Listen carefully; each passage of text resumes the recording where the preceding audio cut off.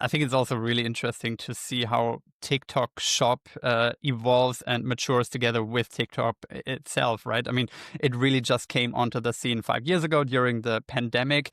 So all its users pretty much were very young at the time. They were doing their dances and whatnot.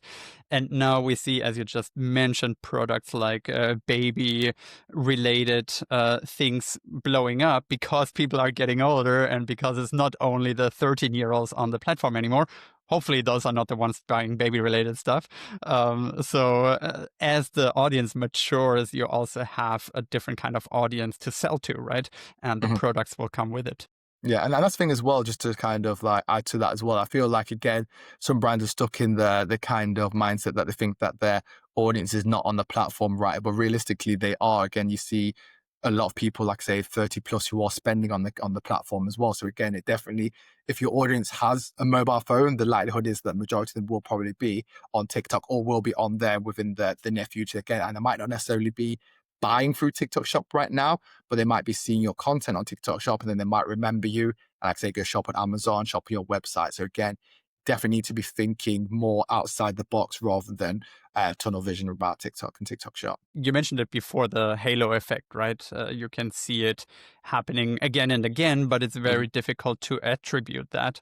And I think that's why TikTok Shop is still flying a little bit under the radar because people might be seeing their sales going up on Amazon, on their Shopify web store, but they might not necessarily link it to content doing really well on TikTok. Do Exactly. you have to educate your clients sometimes on things like this, or do they all reach out to you pretty aware of what TikTok Shop can do for them and just how powerful it will be?